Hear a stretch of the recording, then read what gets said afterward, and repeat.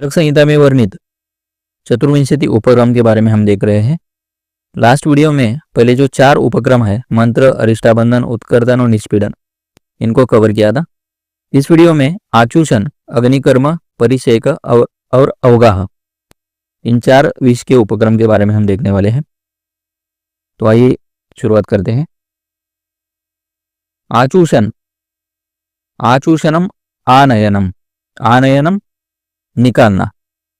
तो जो दंश स्थान है जिसके ऊपर 4 अंगुल अरिष्टाबंधन बांधा गया है और अरिष्टाबंधन से विष को वहां पर रोका गया है, तो अरिष्टाबंधन बांधने के बाद में उसके ऊपर उत्कर्तन करना है और उत्कर्तन के पश्चात चूषण करके, सक्शन करके विष को बाहर लाना, आनयनम, उसको आचूषण कहा जाता है या आचूषण का ये कर्म है।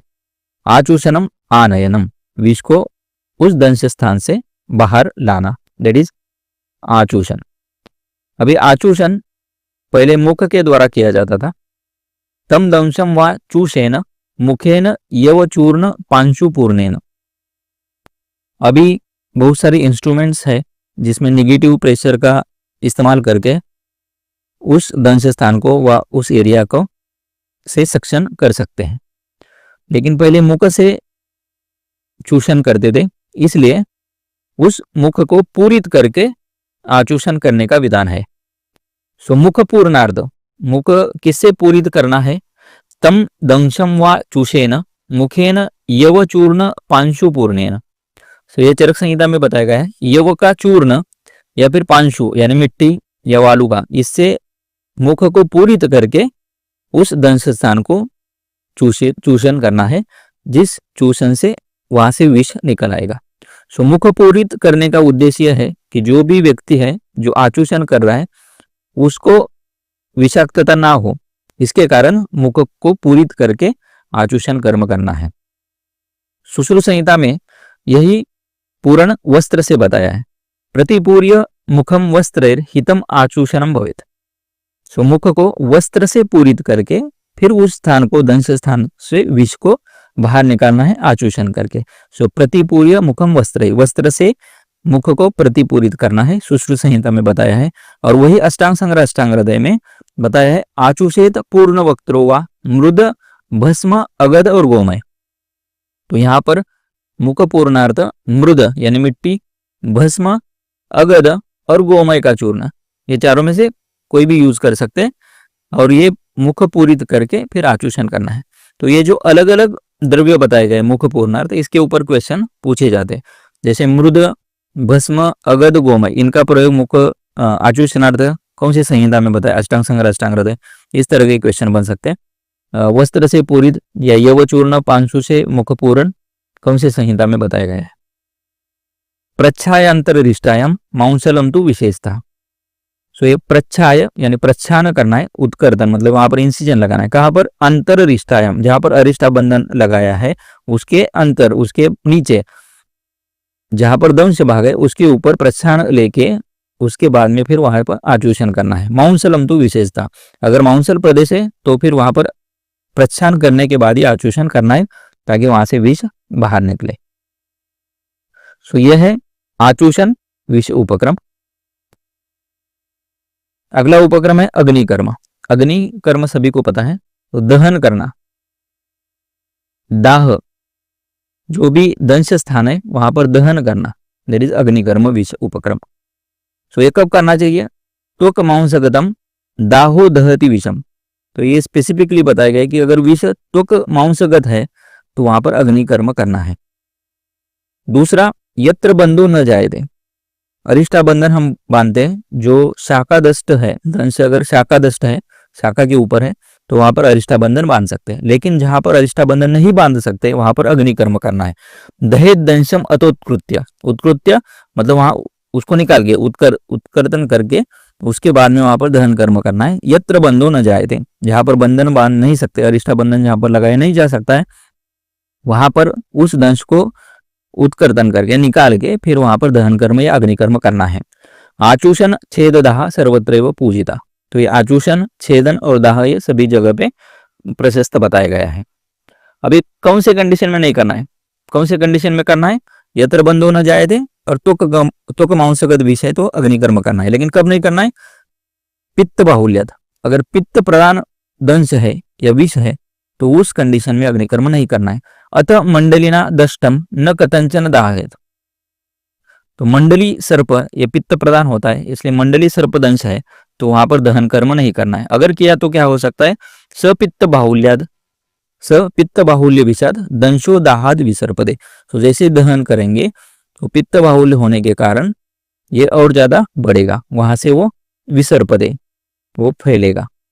सो इसलिए पित्त प्रधान जो भी दंश है या विष है उसमें अग्निकर्म नहीं करना है। अब कौन से इंस्ट्रूमेंट से करते हैं, कौन से उपकरण से अग्निकर्म करने के लिए बताया है? प्रतप्तैर हेम लोहादि, हेम लोह आदि जो धातु है उनसे जो शलाका बनते उससे अग्निकर्म कर सकते, या फिर दहेद आशुल मुखे न, आशुल मुख यानी जो अंगार है, जो लकड़ी जलने के बाद जो अंगार बनते उससे भी अग्निकर्म या दहन कर्म कर सकते हैं। करोति भस्मसात सद्यो वन्नी किमनाम नक्षनाथ, सो अग्निकर्म करने के बाद वहां जो विष है वो भस्म हो जाता है, कम हो जाता है, या उसको वो न्यूट्रलाइज कर देता है। सो यहाँ पर ये राइट साइड में जो चार्ट है आपको इंडिकेशंस कब करना है, कब नहीं करना है और कौन से इंस्ट्रूमेंट से करना है, इसकी उपयोगिता और कौन सी जगह पे बताई गई है। तो दिग्ध विद्ध चिकित्सा में अग्निकर्म करने का विधान है। दिग्ध विद्ध मतलब विष लगाया हुआ जो शस्त्र है उससे अगर व्रण होता है तो उसको कहा जाता है दिग्ध विद्ध व्रण। तो उसकी चिकित्सा में शल्यम आक्रोश तप्तेन, शल्यम आक्रोश जो विष से दिग्ध शल्य है वो निकाल के तप्तेन लोहेन अनु दहेद व्रणम, जो व्रण है वो लोह तप्त करके वहां पर दहन कर्म या अग्निकर्म कराना है। मूषक विष चिकित्सा में भी अग्निकर्म का विधान है। आखुना दष्टमातस्य दंशम कांडेन दाहेत दर्पणेन अथवा तीव्र रुजा सात कर्णिका अन्यथा, जो मूषक आखुना यानी मूषक विष में दष्ट मात्र से दंशम, जहां पर दंश हुआ है, दष्ट हुआ है वहां पर कांडेन दाहेत, कांड जो गर्म है उससे दहन कर्म करना है। दर्पणेन अथवा जो आदर से मिरर है उससे भी दहन कर्म कर सकते, अगर नहीं किया तो कर्णिका उत्पन्न हो सकते हैं। तो मूषिक विष चिकित्सा में भी अग्निकर्म का विधान है। उसी तरह से अलर्क विष चिकित्सा में भी अग्निकर्म बताया है। दंशम विश्राव्य तैरदष्ट है, जहां पर दष्ट हुआ है, बाइट हुआ है, उस वहां पर दंश स्थान को विश्रावित करके रक्त मोक्षण के पश्चात सर्पिशा परिदाहितम, सर्पी जो गरम घी है, घी गरम करके वहां पर दहन कर्म करना है। सर्पिशा परिदाहितम, तो वहां पर भी अग्निकर्म बताया। प्रदिह्याद अगदई सर्पी पुराणम पायत, तो ये अलर्क विष का चिकित्सा सूत्र है, इसमें सर्पी से अग्निकर्म बताया गया है। तो ये अलग अलग विष की चिकित्सा में अग्निकर्म की उपयोगिता बताई गई है। तो ये हुआ अग्निकर्म विषोपक्रम। अगला उपक्रम है परिसेक। परिसेक जो भी द्रव्य है उससे सेक करना, छिड़काव करना, प्रोक्षण करना, इसको परिसेक कहा जाता है। विषम अत्यर्थम उष्णं च, विषय अत्यर्थ उष्ण है, तीक्ष्ण है, च कथितम मुनिभिर यतः अतः सर्व विषेशुक्त परिसेकस्तु शीतला, क्योंकि विष उष्ण है, तीक्ष्ण है, इसलिए सभी विष में शीतल परिसेक बताया गया है, प्रशस्त है। तो परिसेक ये करना है, जब भी करना है तो शीतल द्रव्यों से करना है। औष्ण्यात तैक्ष्ण्यात विशेषण विषम पित्तम प्रकोपयत, उष्ण और तीक्ष्ण के कारण विषय पित्त को प्रकोपित करता है। वमितम सेचयत तस्मात् शीतलेन जलेन च, इसीलिए पहले वमन कराना है और वमन करने के बाद शीतल जल से वहां पर सेक या परिसेक कराना है। सुश्रुत संहिता में समन्ताद अगदर दंशम प्रच्छयित्वा प्रलेपयत, जहां पर दंश स्थान है वहां पर प्रच्छान करके, प्रच्छान करने के पश्चात समन्तात अगदई, उसके पेरीफेरी में अगद का लेप लगाना है और उसके पश्चात चंदन और उशीर युक्त वारेना परिसेचेत, चंदन और उशीर सिद्ध जल से परिसेक करना है। नेक्स्ट श्लोक है चरक संहिता चिकित्सा स्थान में जो बताया गया है, रक्तम ही विषाध्वानम, रक्त ये विष का अधिष्ठान है। वायुर इवाग्ने है, जैसे अग्नि को वायु लेके फैलता है उसी तरह से रक्त विष को लेकर पूरे शरीर में गमन करता है। प्रदेह से कैस्तत शीत ही, उस कंडीशन में शीत प्रदेह या शीत परिसेक ये स्कंदति तस्मिन स्कन्य व्यपयाति विषवेगा, तो ये शीत प्रदेह या शीत परिसेक, शीतल द्रव्य का परिसेक ये रक्त को स्कंदन करता है और स्कंदन होने के कारण विष आगे नहीं बढ़ पाता और विषवेग उत्पन्न नहीं होता है। तो ये रक्त का स्कंदन हेतु और उससे विषवेग को कम करने के लिए शीतल द्रव्य का परिचय बताया है। तो शॉर्ट में अगर हम देखते हैं चरक संहिता चिकित्सा स्थान में पित्त स्थानगत विष में घृत मधु पय अंबु पान अवगाह सेकाच, अवगाहन के लिए, पान के लिए और सेक के लिए ये द्रव्य का विधान है। उसमें सेक जो है ये अंबु जो शीतल जल है उसमें करना है। तो पित्त स्थानगत विष में भी परिचय बताया है। तो इंडिकेशंस में सर्प विष में, सभी विष में, वमन पश्चात सर्व विष में वमन पश्चात शीतल जल का परिचय बताया है। उसी तरह से दंश स्थान में, दंश पश्चात दंश स्थान में चंदन एवं उशिर से जल से परिचय करना है, जिसके कारण वहां पर एक तो रक्त स्कंदन होगा और उष्णता, तीक्ष्ण, दाह वगैरह लक्षण है तो वो कम हो जाएंगे।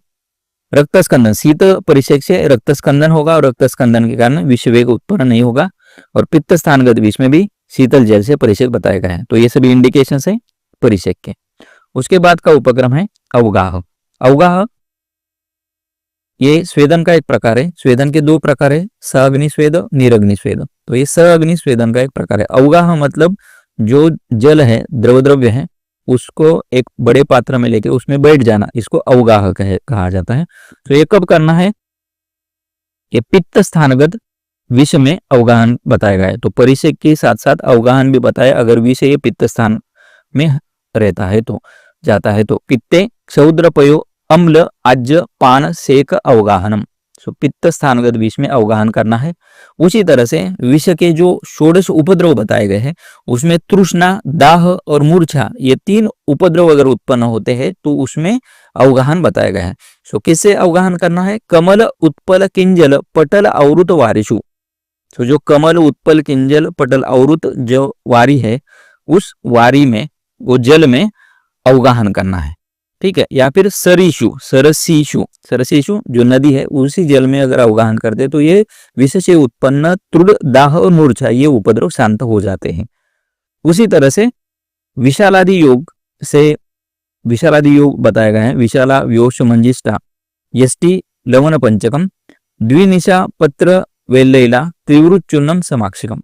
ये सभी द्रव्यों को गोश्रृंग में रखना है और जब भी जरूरत है उसको लेके जो स्नानीय अंबसी, जो भूपद है, राजा का जो जल है उसमें उसको डाल के फिर स्नान हेतु प्रयुक्त करना है। उससे प्रोटेक्शन मिल जाता है, विषाक्तता नहीं होगी।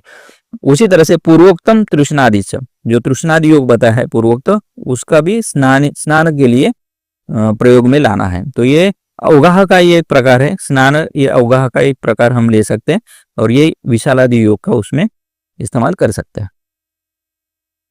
सो ये अवगाहन के लिए कौन से कंडीशन में करना है? एक तो पित्त स्थानगत विष में, विष के उपद्रव है तृष्णा, दाह, मूर्छा, इसको कम करने के लिए, और बाकी के भी कंडीशन में जब स्नान के लिए, इन जनरल स्नान के लिए भी इसका प्रयोग कर सकते हैं। जो ड्रग बताए गए उसको जो स्नान के लिए जल है उसमें डाल के फिर उसे स्नान करा सकते हैं। सो ये चार उपक्रम हमने इसमें देखे। क्वातः सर्वोदकार्येषु, इसमें और भी अष्टांग संग्रह में कुछ योग बताए गए जो अवगाहन के लिए या स्नान के लिए प्रयुक्त हो सकते हैं। क्वाथो धवार्क कुसुम, धव अर्क कुसुम, श्वेता अपामार्ग सरसप के साथ में दधि और आज्य इनको मिक्स करके युक्त ही कतक नाकुली द्वय ही, इन दोनों को उसमें ऐड करना है। और इस क्वाथ का अवगाहन के लिए क्वाथा सर्वोदकारेषु, सभी जहां पर भी जल प्रयुक्त होता है वहां पर इनका इस क्वाथ का प्रयोग करना है। कलकोवा चंदन क्षीरी पलाश द्रुमवल कलही, या फिर चंदन आदि का कल को उसमें ऐड करके भी प्रयुक्त करना है। उसी तरह से मुरवादि जो द्रव्य बताए गए, मुरवा, एला, एलवालुक, सुरसा, नाकुली, तंदुलियक, इनका क्वाथ में काकमाची मिक्स करके इसका स्नान के लिए सभी उदक जहां पर भी प्रयुक्त होता है वहां पर इसका यूज कर सकते हैं, जो कि विषग्न की तरह काम करेगा। तो ये अवगाहन विषोपक्रम है, अवगाह विषोपक्रम। तो इसमें 4 उपक्रम हमने इस वीडियो में कवर किए हैं। So thank you very much friends, I hope so this video will be helpful for you. We will meet in the next video. Thank you once again.